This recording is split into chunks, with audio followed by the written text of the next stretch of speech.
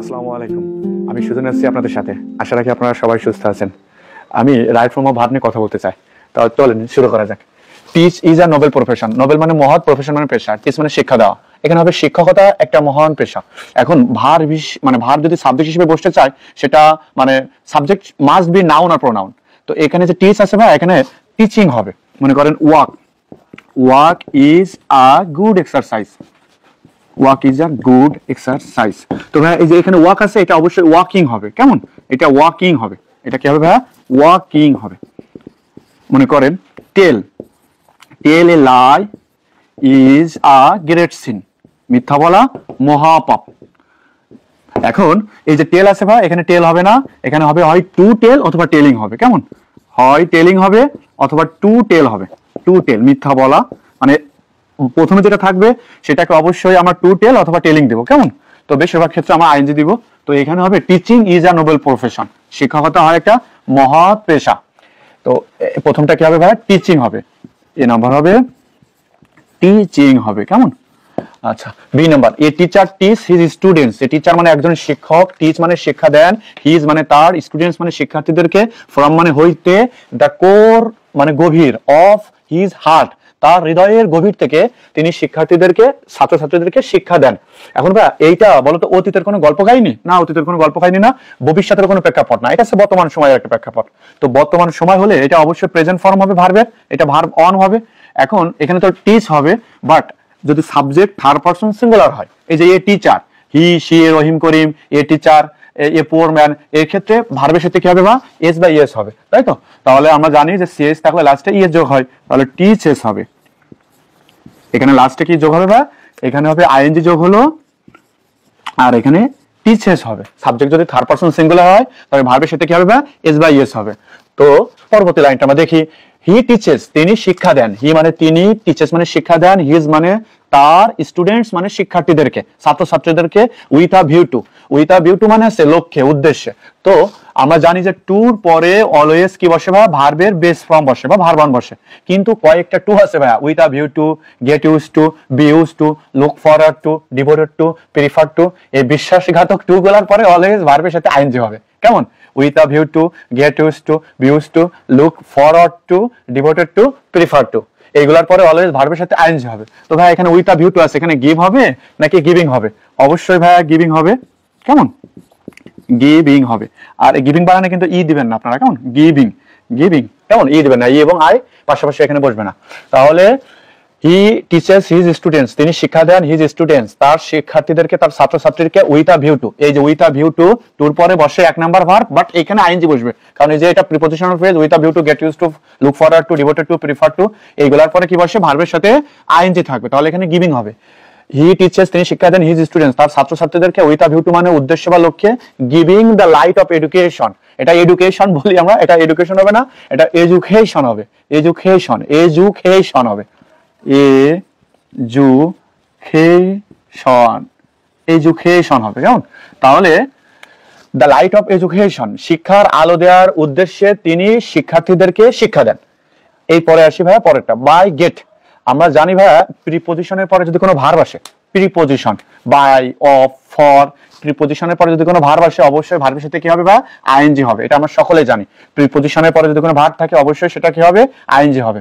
আর্টিকেলের পরে যদি কোনো ভার্ব থাকে অবশ্যই সেটা কি করবা বা নাউন করে দিবা, মানে আইএনজি হবে। কেমন? তাহলে এইখানে ভাই বাই গেট হবে না গেটিং হবে? অবশ্যই গেটিং হবে। তাহলে আমরা ডি নাম্বার কি করবো বা গেটিং করবো। কেমন? By getting. তাহলে বাই মানে দ্বারা, গেট মানে পাওয়া, by getting the light of education, শিক্ষার আলো পাওয়ার দ্বারা বা পে, পে শিক্ষার আলো পে, by the getting the light of education শিক্ষার আলো পেয়ে, স্টুডেন্টস মানে শিক্ষার্থীরা, ক্যান পারে, ইনলাইটেন আলোকিত করতে। ভাই এই যে ক্যান আছে, can, could, shall, should, will, would, may, might, মানে মোডালের পরে অলওয়েজ ভার্বের এক নাম্বার ফর্ম বসবে যদি সেন্টেন্সটা অ্যাক্টিভ ভয়েসে হয়, যদি অ্যাক্টিভে থাকে। আর প্যাসিভে থাকলে কি হবে ভাই? মোডালের সাথে বি, তারপরে ভার্ব থ্রি। আমি একটা এক্সাম্পল দিয়ে বিষয়টা ক্লিয়ার করি। যেমন trees, trees, trees should be, trees should plant, গাছ লাগানো উচিত, এইটা থাকলো। আর একটা থাকলো হচ্ছে they should, they should plant trees, তাদের উচিত গাছ লাগানো। তাদের উচিত গাছ লাগানো। কেমন? তো এখন বলেন তো ভাই যে ট্রিজ শুড প্লান্ট, এখন গাছ এই যে ট্রিজ শুড প্লান্ট, এই ট্রিজ কি নিজে নিজেকে লাগাতে পারে? মানে এই ট্রিজ এখানে তো ভাই বস্ত মানে এটা তো মানুষ না, এটা তো নিজে নিজেকে লাগাতে পারে না। তো এটা অ্যাক্টিভ না প্যাসিভ? এটা অবশ্যই প্যাসিভ। প্যাসিভ মানে প্লান্ট মানে লাগানোর কাজ, যেহেতু এই কর্তা করতে পারে না সেহেতু এটা প্যাসিভ। প্যাসিভ হলে কি হবে ভাই? মোডালের সাথে বি যোগ হবে, এখানে শুড বি হবে। কেমন? তাহলে এখানে কি হবে? শুড বি, আর এখানে ভার্বের 3 নাম্বার হবে প্লান্টেড। তাহলে এটা কি হবে? প্লান্টেড। এখানে দে শুড প্লান্ট ট্রিজ, তারা তো গাছ লাগাতে পারে, তবে এখানে প্লান্টই থেকে যাবে, এটা আর কোনো কিছু হবে না। আমি আরো একটা এক্সাম্পল দিই। ধরে নেন লেখা থাকলো রাইস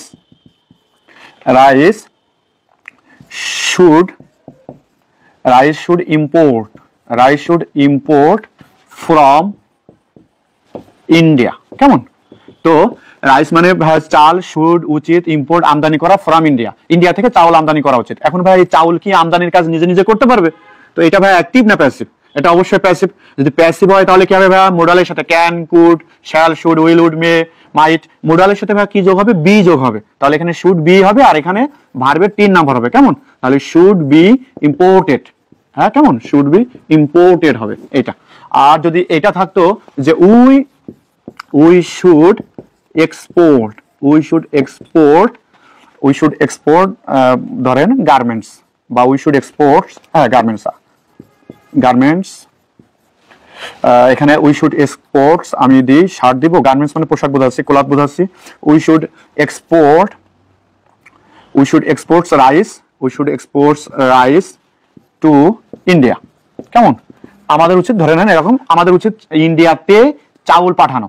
তো এখন ভাই যে আমাদের উচিত, এই যে আমরা এখানে তো ব্যক্তি, তাহলে এটা তো অ্যাক্টিভ হওয়ার কারণে এখানে শুডের পরে বি হবে না, ভার্ব হবে না। কেমন? আচ্ছা, আমার আশা রাখি আপনারা সবাই বুঝতে পেরেছেন। আর যদি না বুঝতে পারেন তবে আমরা ক্লাসে ব্যাকআপে ইনশাআল্লাহ এটা ক্লিয়ার করব। তো এখন এই যে এখানে স্টুডেন্টরা পারে ইনলাইটেন, এই স্টুডেন্ট তো এটা ব্যক্তি হলে এটা কি হবে? অ্যাক্টিভ হবে। অ্যাক্টিভ হওয়ার কারণে এখানে আর ভার্বের 3 নাম্বার হবে না, আর এটা ক্যান বি হবে না, মানে এখানে যা আছে সেটাই থাকবে। ইনলাইটেন মানে হচ্ছে আলোকিত করা। কেমন? তাহলে এখানে কি হবে? ইনলাইটেনই হবে। আচ্ছা, তাহলে students can enlighten their inside. Their মানে তাদের, ইনসাইড মানে হচ্ছে অভ্যন্তর, তাদের হৃদয়কে আলোকিত করতে পারে। তো শিক্ষার আলো পেয়ে স্টুডেন্টসরা কি করতে পারে? তাদের ভিতরকে আলোকিত করতে পারে। দা স্টুডেন্টস শিক্ষার্থীরা লার্ন শেখে বা শেখা উচিত, দেয়ার তাদের লেসন্স মানে হচ্ছে পাঠ বা অনুশীলন, নাও মানে এখন, অ্যাজ যেভাবে, দেয়ার টিচার্স তাদের শিক্ষকেরা, ইনস্ট্রাক্ট মানে দিক নির্দেশনা দেয়, দেম মানে তাদেরকে যেভাবে দিক নির্দেশনা দেয়। এখন ভাই এইটা স্টুডেন্টদের শেখা উচিত না শেখে?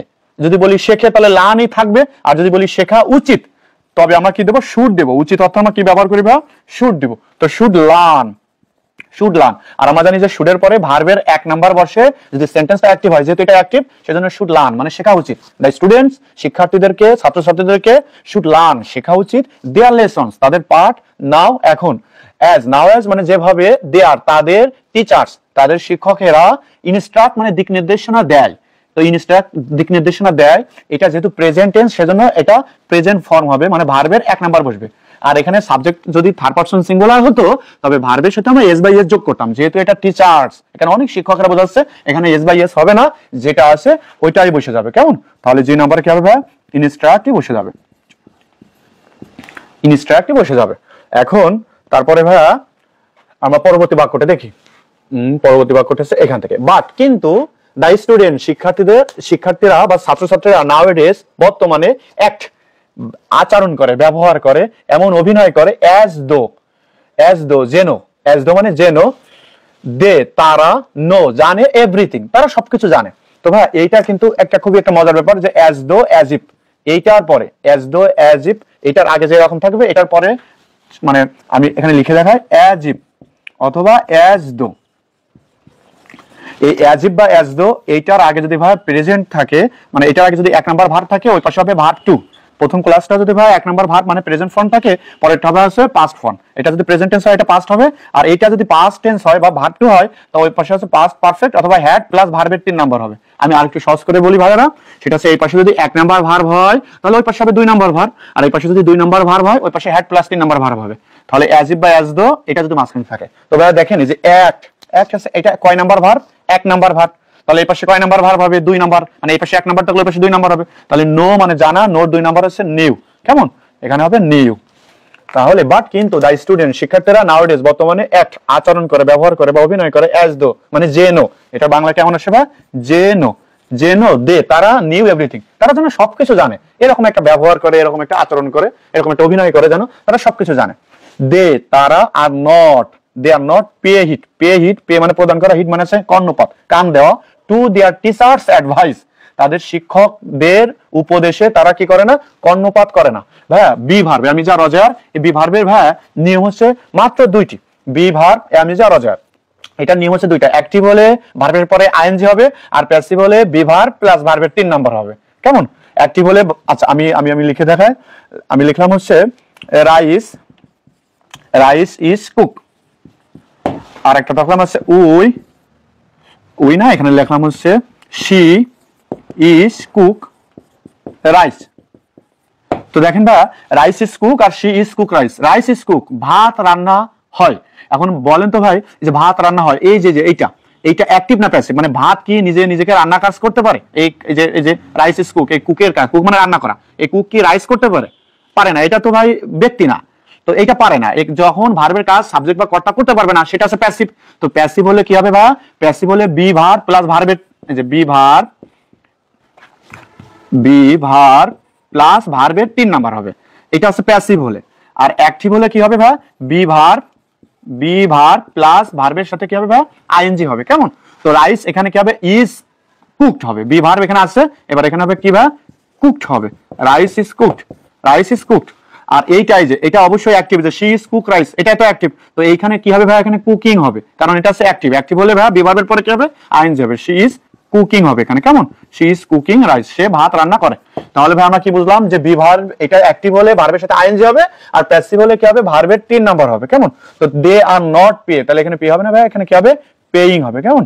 দে are not paying, they are not paying, তারা প্রদান করে না হিট, কর্ণপাত, তারা কান লাগায় না, কান দেয় না, টু দেয়ার তাদের টিচার্স অ্যাডভাইস, তাদের শিক্ষকদের উপদেশে তারা কান দেয় না।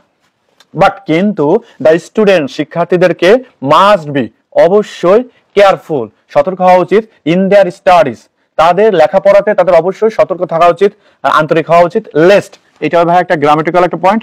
লেস্ট, লেস্টের আগে যাই থাকুক না কেন, লেস্টের প্রথমে যে টেন্সে থাকুক না কেন আমরা এটা দেখতে যাবো না। লেস্টের পরে এখানে শুড বা মাইট, তারপরে ভার্বের বেস ফর্ম বসবে, মানে ভার্বের 1 নাম্বার বসবে, কেমন? মানে এটা কি হবে ভাই? এখানে যদি আপনার লেস্টের পরে শুড, লেস্টের পরে শুড প্লাস ভার্ব অন, অথবা মাইট, MIGHT, mite plus verb on হবে, তাহলে আমরা এখানে কি দেবো ভাই? এখানে দেবো শুড, এখানে দিলাম হচ্ছে শুড, শুড ফেল।